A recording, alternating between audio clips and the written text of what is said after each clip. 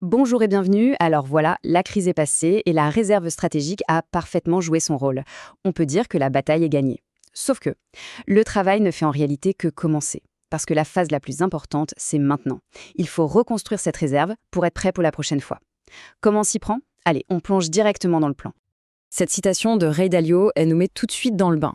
Penser que la dernière crise était, la dernière, c'est une grave erreur.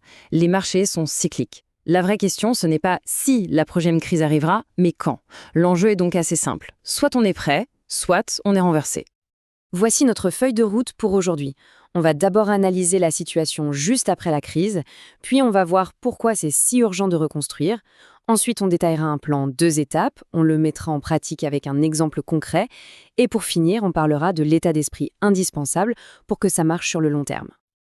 Ok, plantons le décor. La tempête est passée. Les investissements qu'on a faits au plus bas commencent à payer. On ressent un certain soulagement, c'est normal. Mais attention, ce soulagement peut masquer une nouvelle faiblesse, une nouvelle vulnérabilité. Et c'est là qu'est tout le paradoxe. En utilisant ces liquidités, on a brillamment remporté la bataille, c'est vrai. Mais en faisant ça, on a vidé l'armoirie. Sans cette réserve, il n'a plus de poudre sèche, comme on dit, pour saisir la prochaine opportunité ou même pour se défendre si la tempête revenait. Le vrai travail ne fait que commencer. On en vient donc à la question de fond. Pourquoi cette reconstruction est-elle si cruciale? Ce n'est pas juste une bonne pratique d'investisseur, non, c'est vraiment le cœur d'une stratégie qui se veut résiliente. Le principe est aussi simple qu'il est inévitable. Les marchés, ça ne monte jamais en ligne droite. Ne pas reconstruire sa réserve, c'est en quelque sorte parier que cette fois ce sera différent. Et c'est un pari qui, statistiquement, est toujours perdant. La préparation, ce n'est pas un sprint, c'est un marathon, une question de discipline. Bon, alors, comment on ferait concrètement? La solution, c'est un plan. Un plan clair, patient, qui s'adapte aux conditions du marché. On oublie l'improvisation ou la précipitation. Ici, on parle de méthode. Ce plan se déroule en 2 grandes phases. D'abord, une phase rapide, pour se redonner une petite marge de manœuvre, et puis une seconde phase, plus longue, pour revenir à la cible initiale. Voyons ça en détail. Alors, quelle est la toute première action à mettre en place? Eh bien, elle se résume à un chiffre. Un objectif tactique, simple et très clair. 10%. Et voilà la première règle clé. L'idée, ce n'est pas d'attendre que le marché revienne à son plus haut, surtout pas. L'action est déclenchée bien avant, dès que le marché a récupéré la moitié de ce qu'il avait perdu. À ce moment précis, on sécurise une petite partie des gains pour reformer 10% de la réserve. C'est une manœuvre purement tactique pour recharger un peu les munitions au cas où. Une fois que ces 10% sont en sécurité, si le marché continue de monter, on peut commencer la reconstitution complète. Et pour ça, il y a 2 stratégies possibles. Une approche patiente, le DCA, et une autre, plus opportuniste, qui consiste à vendre une partie des gains.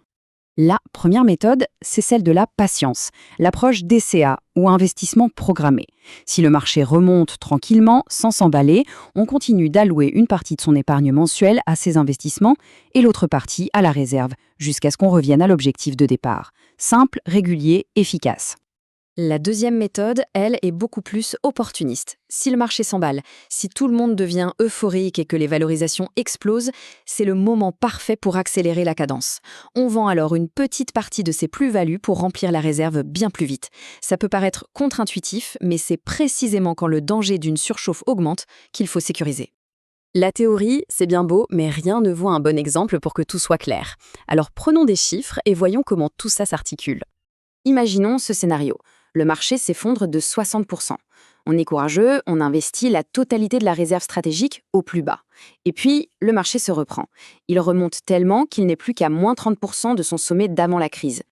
Le marché a donc fait la moitié du chemin pour revenir à son point de départ. Face à cette situation, d'après notre plan, quelle est la manœuvre stratégique qu'il faut absolument appliquer?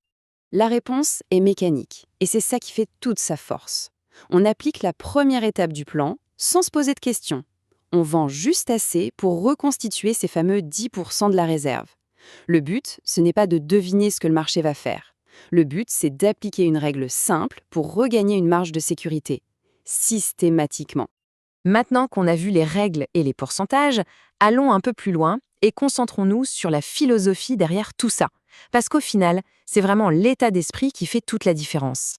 Alors, si on devait résumer les points essentiels à retenir, ce serait cela. On commence à reconstituer dès que le marché remonte, avec ce premier palier de 10% après un rebond de 50%. Ensuite, on utilise son investissement programmé, où on vend une partie des gains en cas de forte hausse. Et surtout, on intègre cette idée fondamentale, la réserve, ce n'est pas de l'argent qui dort, c'est un actif stratégique qui est toujours prêt à être déployé. Cette phrase, elle est parfaite, elle capture vraiment l'essence de la décision. En vendant une partie de ses gains, c'est vrai, on renonce à un petit potentiel de hausse supplémentaire. On vend un peu d'espoir. Mais en échange, on achète quelque chose de beaucoup plus précieux, la certitude d'être prêt pour la suite. C'est un arbitrage entre un gain qui est potentiel et une protection qui, elle, est garantie. Et pour finir, ce conseil génial de Charlie Munger. Le plan qu'on vient de voir, c'est un cadre, une base solide. Mais il faut se l'approprier, l'adapter à sa propre situation, à sa propre tolérance au risque. C'est un point de départ pour construire sa propre stratégie, de manière réfléchie. Voilà la question qu'il faut garder en tête. Gagner une bataille, c'est une chose, mais avoir la discipline de réparer son armure immédiatement après, c'est ça qui fait la différence entre une victoire chanceuse et une véritable stratégie de long terme. Parce que la prochaine bataille, elle, commencera sans prévenir. La seule vraie question, c'est est-ce que notre armure sera prête ?